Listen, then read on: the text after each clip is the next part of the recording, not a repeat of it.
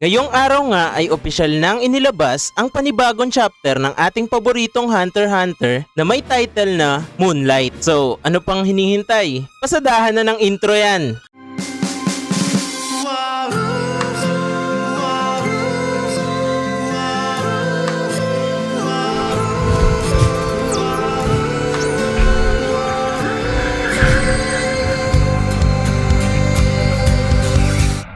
Konting recap muna tayo sa mga huling pangyayari sa chapter 400 kung saan sa room 1014 habang si Longhi ay nababalutan ng aura sa paligid niya, sinabi niya kay Kurapika na hindi na kailangan ang water divination dahil kaya niya nang gumamit ng Nen. Tinanong niya si Kurapika kung sasang-ayon siya sa kontrata pagkatapos marinig ang kanilang sasabihin. Kasama si Bill sa kanyang tabi, pumayag si Kurapika sa kasunduan at sinabi may kipagtulungan siya kay Prinsipe Chubepa. At dito na nga nagsisimula ang chapter 401. Makikita natin sa panel na ito na si Purikov ay nag-iisip kung paano haharapin ni Longhi ang sitwasyon. Umaasa itong papatayin na ni Longhi ang Prinsipe Wabol. Ngunit pagpasok ni Longhi sa kwarto kung nasaan si Kurapika at Bill, pinaliwanag nito kung bakit siya pumunta kay Kurapika at agad na inactivate ang kanyang kakayahang transparent words or moonlit decree. Isang conditional manipulation power na ang target ay kailangan voluntaryong pumirma ng isang kontrata na maaaring magbigay ng kapangyarihan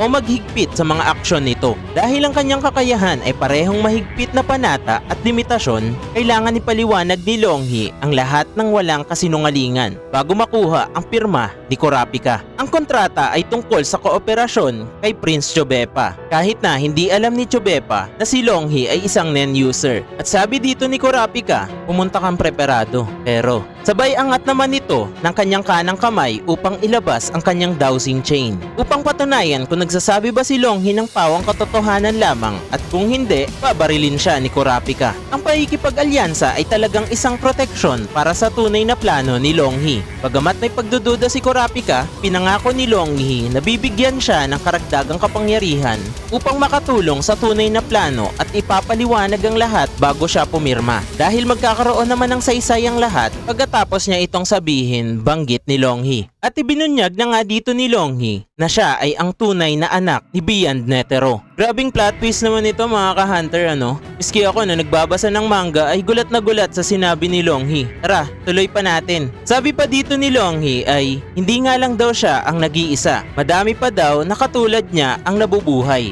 Mahigit 30 taon na daw ang nakalipas nang nag-recruit si Beyond ng mga batang matataas ang ranggo sa sundalo ng Kakin at nag-set up ng mga peking kasal. Ang mga anak mula sa mga kasal na ito, kabilang si Longhi, ay talagang mga anak ni Netero, ngunit binalaki bilang mga anak ng sundalo. Inulit ang prosesong ito sa bawat kapanganakan ng mga bagong prinsipe ng Kakin. Ang mga batang ito katulad ni Longhi ay naging mga royal guards at tagapaglingkod o alalay ng mga prinsipe. Bagamat lahat sila ay may mga kakayahan sa Nen mula pagkabata, si Longhi lamang ang nakakaalam ng kanyang tunay na pinagmulan dahil ito ay sinabi sa kanya ng mga taong umampon sa kanya. Ang iba ay nananatiling walang kaalam-alam tungkol dito. Habang tumatanda, napagtanto ni Longhi at ng kanyang kapatid sa ama na si Mahaka na ang kanilang mga kakayahan sa Nen ay resulta ng isang pag-atake mula kay Beyond. Dito ay pinakita na ni Longhi ang tila cursed mark niya sa ilalim ng kanyang dila, ngunit kailangang gumamit ng Gyo upang makita ang mark na ito. Naniniwala si Longhi na isinumpa sila ni Beyond, isang sumpang na-activate matapos ang kamatayan at nagbibigay sa kanila ng kakayahang patayin ang mga partikular na target. Sabi ni Longhi, isa siya sa mahigit 10 na malalakas na sakripisyo ng sumpa at mayroon pang 10 o higit pang mahihinang sakripisyo ng sumpa. Parehong grupo ay inilaan upang patayin ang mga prinsipe ng Kakin. Si Kurapika at Bill ay naniniwalang may connection si Beyond sa loob ng Kakin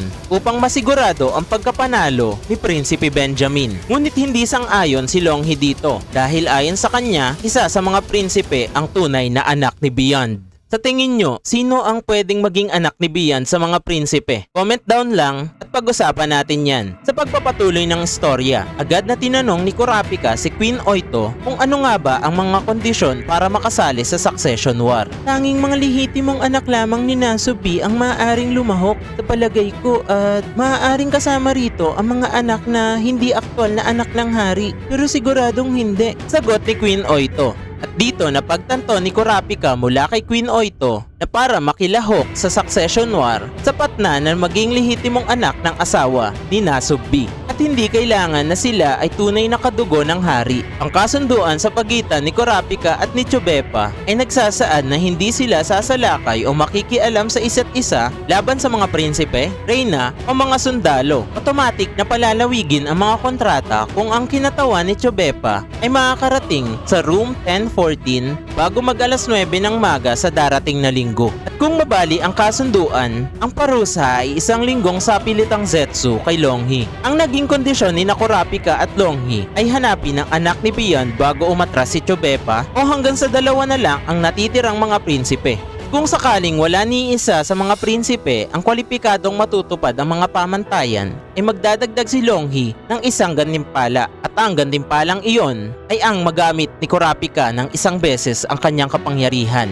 Grabe! Iba talaga yung paninindigan ni Longhi sa mga sinasabi niya mga ka-hunter, no? Ni hindi man lang gumalaw ang dowsing chain ni Kurapika sa buong oras ng pagsasalita niya. Pagkatapos naman ngang magpaliwanag ni Longhi tungkol sa nasabing kontrata, humingi ito ng pakiusap kay Kurapika na bago niya sana pirmahan ang kasunduan ay hayaan nga muna niyang sabihin kung ano ang talagang gusto niyang gawin. At ang tunay ngang layunin ni Longhi ay hanapin at patayin ng personal ang anak ni Beyond. Ayon sa kanya, kung ipinaliwanag lamang ni Beyond ang lahat mula sa simula, hindi siya magrereklamo sa paggamit sa kanya bilang assassin. Dito ay tuluyan nang binuksan nila Kurapika ang pintuan upang makalabas na si Longhi. Nakikita ni Purikov si Longhi na naiiyak habang umaalis. Kaya't nalilito siya at hindi maintindihan ang nangyayari. Nababagabag siya dahil si Longhi na dati inakala niyang isang mamamatay tao ay tila sobrang laki ng pinagbago. Sinabi din dito ni Kurapika sa mga miyembro ng Nen Class na ang pagkaantala ay dahil sa usapang pangkapayapaan, ngunit wala pang kasunduan na nagaganap sa pagitan nilang dalawa. Hindi kumbinsido si Purikov at dahil sa kanyang inis, pabirong sinabi niya na gusto niya ng malipat. Si Bambina naman na seryoso kanina